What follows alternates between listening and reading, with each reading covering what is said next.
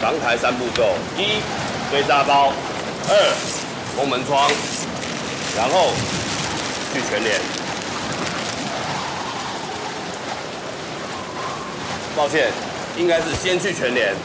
大家好，我是宇說。曾幾何時，那個穿着西裝、一臉憨厚老實的全聯先生，靠着便宜也有好貨的洗腦金句，成功收服了台灣人民的心，讓全聯成為家家戶戶採買的指標首選。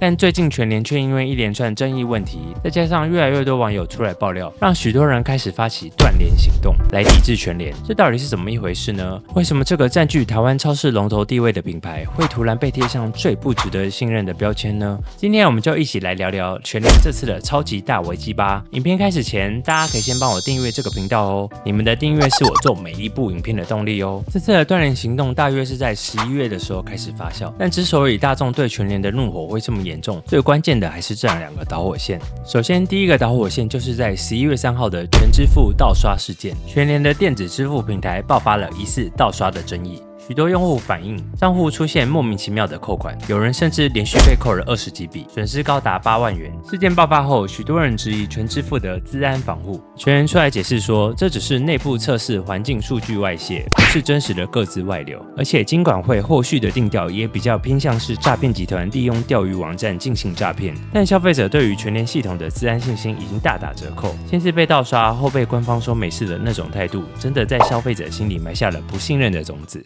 支付被盜刷案例不止一樁，還有民眾是11月4號突然收到通知，說在日本被盜刷了，但因為他綁的是銀行賬戶，所以裡面所有的錢2萬多塊，通通被刷光。就有專家點出，這類電子支付平台其實綁信用卡比綁賬戶相對安全。信用卡除了交易前需要驗證碼，因為是先用後付，如果發現被盜刷，還能盡快通知銀行拒絕授信。反觀綁賬戶，即刷即扣，也不會通知。專家提醒，求方便也不是不能用，不過綁定的賬戶存款最好別放太多，避免遇上盜刷。再來更誇張的第二個導火線，就是隔天11月4號全台爆出洗選蛋驗出芬普尼代謝物超標，所以通知零售業下架洗選蛋。而高雄衛生局在11月7號去稽查全聯鳳山分店，發現全聯在接獲通知後，竟然沒有積極主動聯繫消費者退換貨，甚至有消費者是看了新聞才知道自己買了毒蛋，最後導致全聯因為違反食安法而面臨裁罰，也讓原本的民怨雪上加霜。但老實說，這兩件事如果發生在一個信譽良好的企業身上，或許還能被視為單一的意外。全聯之所以會被炎上，是因為大眾早已對全聯累積了許多不滿。這次的抵制潮其實是消費者、供應商、基層員工的三方怨氣爆發，而比較多人討論的就是這3大核心爭議。第一點當然就是消費者最在意的價格魔術與信任破產，最讓民眾詬病的就是那個假促銷爭議。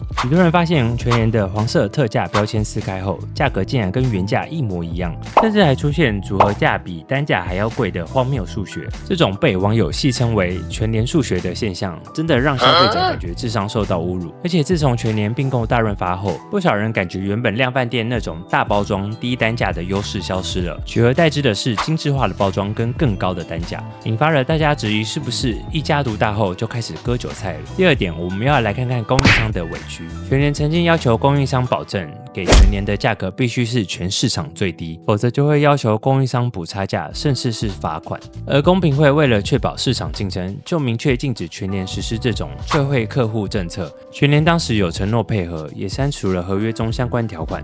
但就在2024時，公平會發現全聯還是會透過其他的方式，變相要求供應商提供最低的進價，結果被公平會重罰2000萬。這種退匯客戶的政策，表面上好像是幫消費者省錢，實際上是導致供應商不敢在其他通路做促銷，變相鎖死了市場價格競爭，最後受害的還是我們消費者。而且最可怕的是，不同於其他量贩店的買斷制，全聯多半採用寄賣制，這種贏了全聯賺、輸了廠商賠的模式，早就惹怒了許多供應商。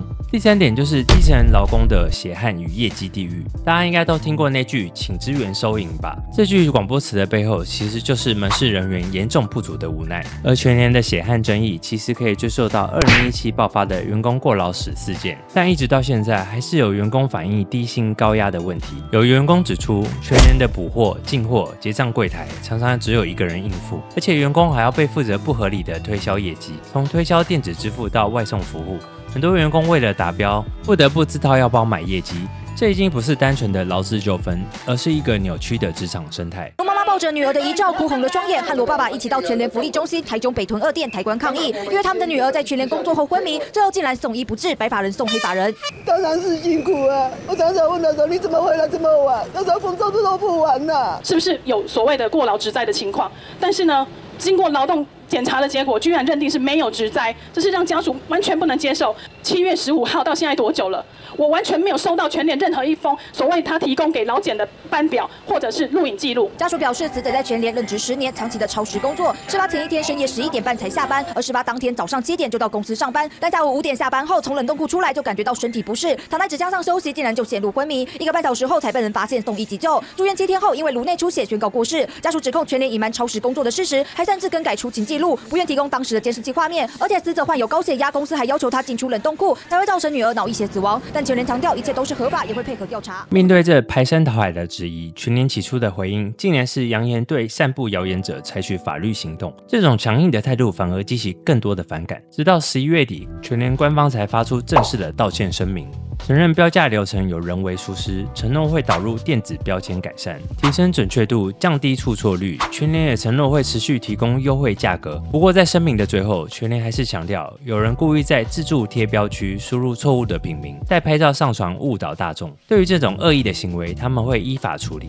這種一手道歉、一手揮棒的做法，顯然沒有辦法有效地平復大眾的怒火。許多網友認為，全聯始終沒有回應供應商合作模式的問題，還有改善員工勞動制度等承諾。最後分享一下我們對這次斷聯行動的看法。由於全聯的門市據點真的太密集了，對於高度依賴便利性的現代人來說，要徹底改變消費習慣，真的有一定的難度。所以這波的抵制對於他們的營收短期衝擊可能還是有限。但是這次的事件釋出了一個重要的警訊：當一個品牌市占率高達40%，掌握了一定的話語權，大眾對它的期待就不再只是便宜而已，而是相對的社會責任。全聯如果繼續無視這次的信任危機，長遠來看，國民超市的這個招牌恐怕真的很難再掛下去了。那麼大家怎麼看這次全聯的公關災難呢？你是會繼續去買，還是已經加入抵制的行列呢？留言跟我分享你的想法吧。好啦，今天的影片就到這邊。喜歡這部影片的話，請幫我大大的按個讚，然後訂閱和支持我們的頻道。我是雨雨，我們下次影片見嘍，拜拜。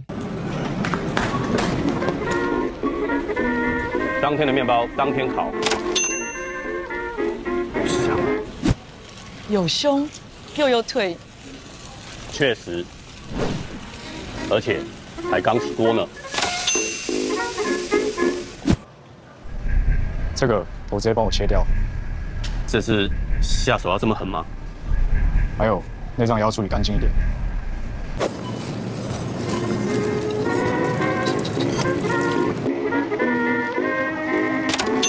開腸剖肚，讓專業的來。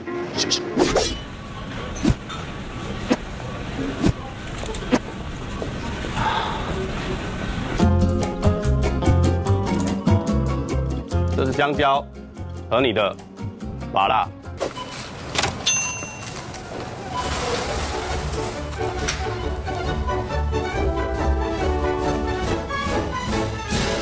更大、更全，我在全聯，也在大全聯。